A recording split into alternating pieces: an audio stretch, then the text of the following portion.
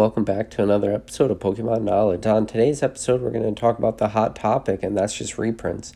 And I'll tell you right now, reprints is not a new conversation in this hobby. It gets brought up all the time, but I've definitely seen reprints talked about a lot more lately than I have in the past. And I think a lot of that reason is because of the price for modern product has increased so fast and so exponential from anything we have really seen previous that reprints is just in, everybody's conversation right now.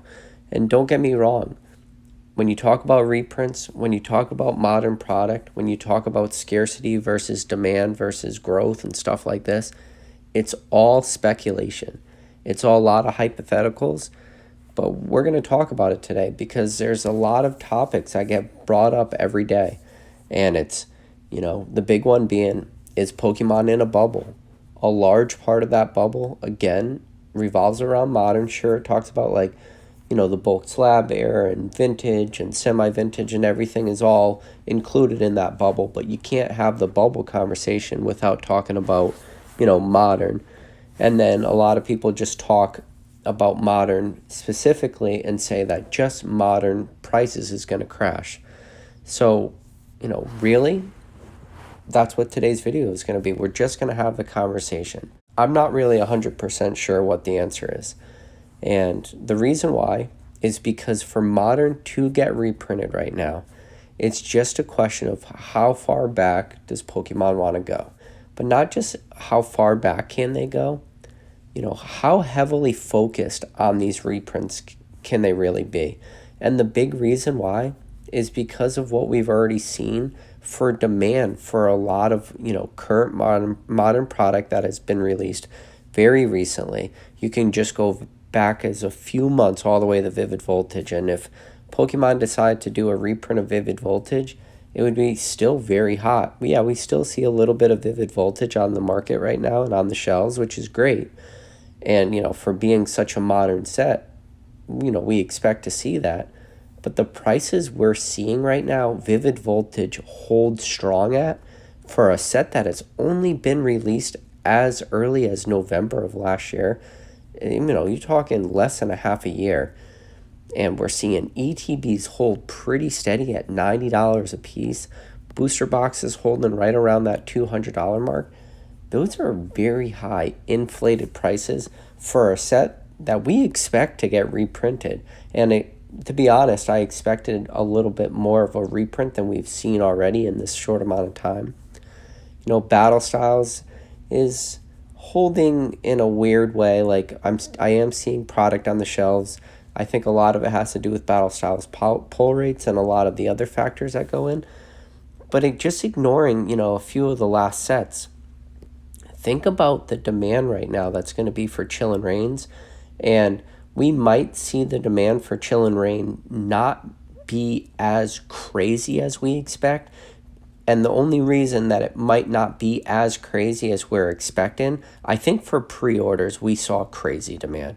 In Japan, they saw crazy demand for Chillin Reigns.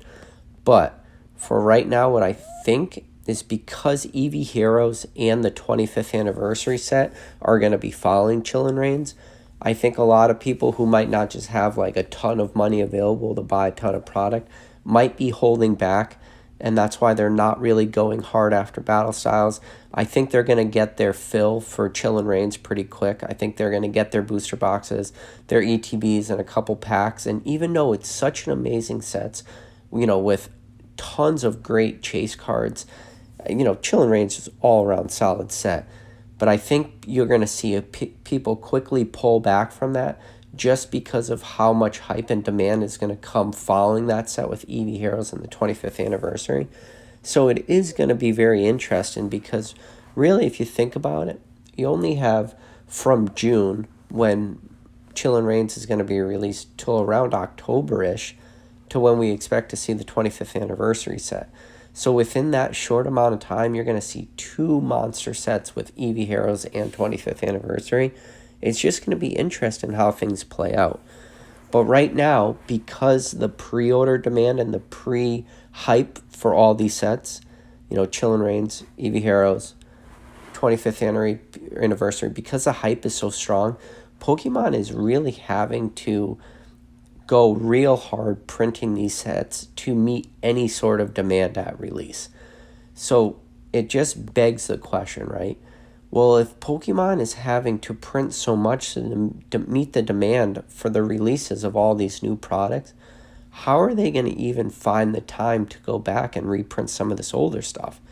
And, the more time that goes by, the harder and harder it is to go back and reprint sets. Honestly, I think right now we're just at like this Sword and Shield era. I don't think they could really go back past Sword and Shield. You got Sword and Shield, Rebel Clash, Darkness Ablaze, Vivid Voltage, Battle Styles. All those sets are right there in a month, Chillin Reigns. And then even with the collection sets, you still have Shining Fates, Champion's Path, and they're still reprinting Hidden Fates. So you have those 3 sets too. There's a lot out there for Pokemon to do. Do I see them going back as far back as even like the 5 most recent Sun and Moon sets, like Cosmic Eclipse, Unified Minds, Unbroken Bonds, Team Up, and Lost Thunder? And quick tangent. Tell me that you guys don't get a very weird feeling about Battle Styles, that it's a very similar set to Lost Thunder. I don't know why. Every time I think of Battle Styles, I keep getting the same feeling. Like, I get that Lost Thunder type feeling, where Lost Thunder definitely fell under the radar. It dropped off pretty quick. Ended up being a pretty good set. I think a lot of people realized it in the long run. That's why we've seen the prices of Lost Thunder go up. And I think a lot of people really enjoy Lost Thunder. But, tangent. But I feel the same way about Battle Styles. But with that said, I think you can't really look at any of these Sun and Moon sets to get reprinted. You could really only look at Sword and Shield on. But the problem is just how far back can you really go? And how much are you going to be able to really reprint these other sets, especially sets that don't have high demand? Does Pokemon really want to allocate a bunch of their printing capabilities to go print Sword and Shield base or Rebel Clash? I don't really think that's where they want to focus their energy. There's not a lot of good, chase cards in Sword and Shield base and Rebel Clash that people are really going to want to go full out and clear out shells and pick up as much as they can. To keep the demand where it's at, I just don't see those sets having a big print. Even Darkness Ablaze, not really a great set with the exception of like the Chase Charizard. Yeah, a lot of people love Darkness Ablaze. They're going to argue that point with me. But where we are right now in the current market, I just don't see Pokemon going back even to those 3 sets. And the question is, if Pokemon continues to not be able to meet demand with the more hype sets, I'm curious what's going to happen. And I think when I say hype sets, really I'm thinking, yeah, you can pick up Battle Styles on the shelves, but Shining Fates doesn't sit on the shelves for very long. The only time I've really seen Shining Fates lately is at Target because they're limiting items to 1 per person, so it's just been so much easier to pick up stuff. And again, I don't believe that Shining Fates sitting on the shelves for a day or 2 at 1 item per customer, I think that's more artificially keeping down demand than actually anything else. I still think there's a lot of demand for these sets. So, once Chillin Reigns gets released and Eevee Heroes, you're going to see people go really hard at some of these sets. And I think if people go real hard with Chillin Reigns, Eevee Heroes, 25th anniversary, I just don't see people spending a lot of attention and looking at Battle Styles. I don't see them spending time looking at Sword and Shield or Rebel Clash. I just don't see it. So I am curious, what's the future of the market? And when it comes to the Pokemon Crash and everybody talks about reprints and the bubble popping, that's why it's so important to just pick your product up at MSRP. Because if you pick your product up at MSRP, you don't have to worry about that crash happening because you're protected. Prices aren't going to drop below MSRP. You're going to be very safe in that sense. If that is something that you're worried about and you are worried about a crash for some of these modern sets, but you still want to be in modern, meaning you still want to collect, you still want to potentially invest in it, I definitely recommend being in some kind of sealed product like ETBs or booster boxes. Booster boxes being number one, ETBs being number two, you know, and that's only if you're making the conscious decision to invest in modern. The worst possible thing you can do for yourself right now is to pay well over MSRP to pick up any of this product.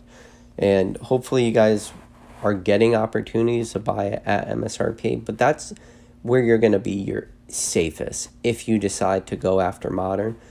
And, it's definitely a route. And if we do see these other sets be more heavily allocated, the printer capabilities, we can definitely see a potential uptick in the price of a lot of these, very current booster boxes from Sword and Shield all the way up to Battle Styles.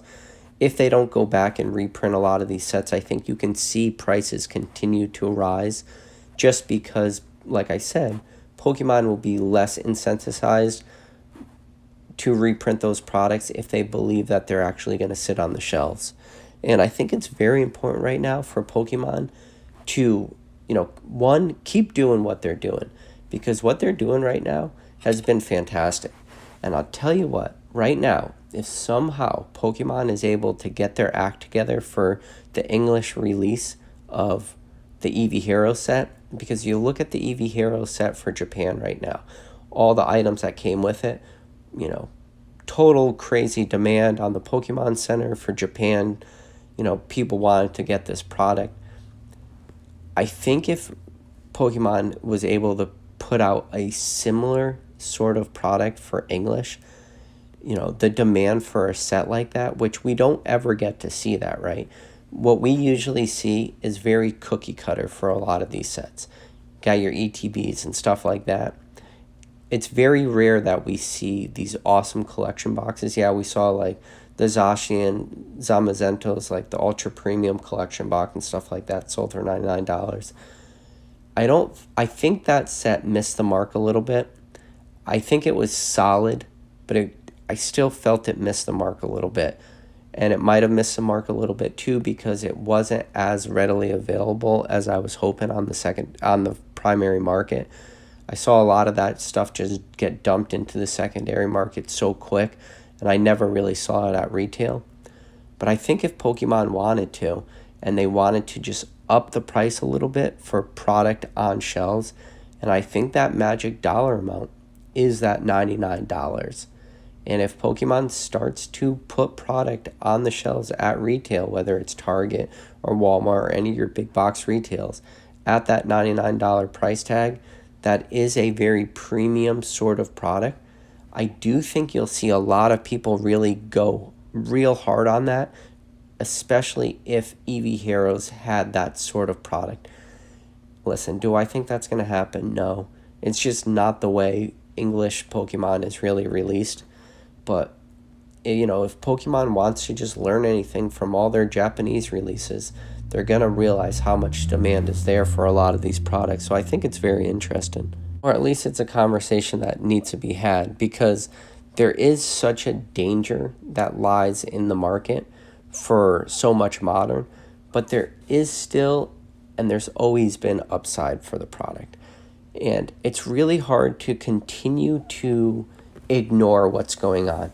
I think it's very easy to continue to say, well, I think prices are going to crash. I think prices for modern are going to tank. And any educated person out there will say that because it's a smart thing to say. But when you go back not too far, go back 2 years ago to 2019, look at the prices for the last 5 Sun and Moon sets. I know I already talked about them today, but I'll say them again. Team Up, Lost Thunder, and Broken Bond, Unified Minds, Cosmic Eclipse. I think, Lost Thunder was before Team Up, but you know what I mean. Like, the booster boxes for all those sets have all gone up crazy. Cosmic Eclipse is finally doing what I've always knew it was going to do. Prices for that set, for being super recent, is going up tons of money. We're already seeing a lot of the Sword and Shield booster boxes holding really steady at that $200 mark. Listen, I don't know how long this can last for. I don't see the crash happening because I just don't see the reprints for those sets happening. The only way we'll really see prices start crashing is for the reprints. But I just talked about it for a whole video, why I think that they're going to produce a lot of these other modern products a lot more than meet demand. That's why it's just interesting. I'm doing my best to have the conversation to talk these things out because it is a weird, tough time in the hobby. We're seeing a lot of retraces in prices, especially when it's in the single market. You know, there's a lot of videos out there, people talking about price retraces. Why are people not having more conversation about why the hell are there not price retraces for sealed product? And whatever price retraces we are seeing are, you know, not very substantial when MSRP for a lot of these products is $99 for booster boxes. $39.99 for ETBs. So we're not seeing retraces back to MSRP. We're still seeing like huge increases. You know, think about Sword and Shield, just came out 2020. That's a little bit over a year ago because we're in May of 2021. You know, look at ETB prices for Sword and Shield. Look at booster boxes prices. I just don't know how long this trend can continue. And I'm actually pretty shocked at how resilient modern prices have been. But I also having a lot of trouble seeing what could cause modern prices to crash back to MSRP. You know, because again, the only thing that's going to cause that crash is a huge reprint. But I just don't see it happening as much as a lot of people do. I think the argument a lot of people are making is Pokemon is just going to print. And I agree with that. But I think they're going to print for just modern sets at release. Because it's the only thing they can do to, you know, meet demand at the time of release. But eventually people are just going to scoop up that and clear out the market, and there's going to be nothing left. And you know what? I've said in other videos, the only person in the history of this world that's ever been undefeated is Father Time. Father Time always wins. As time keeps ticking, sets get older and older, and chances of reprints get less and less. And that's just the truth. But I don't know, guys. I want to know what you think. I want to know, like, what's it going to take for modern across the board to have prices retrace way more than we're seeing? But other than that, hey, listen, if you've somehow made it to the end of this video, do me a favor. Hit that subscribe button. Other than that, hit the like button. And I'll catch you guys on the next video.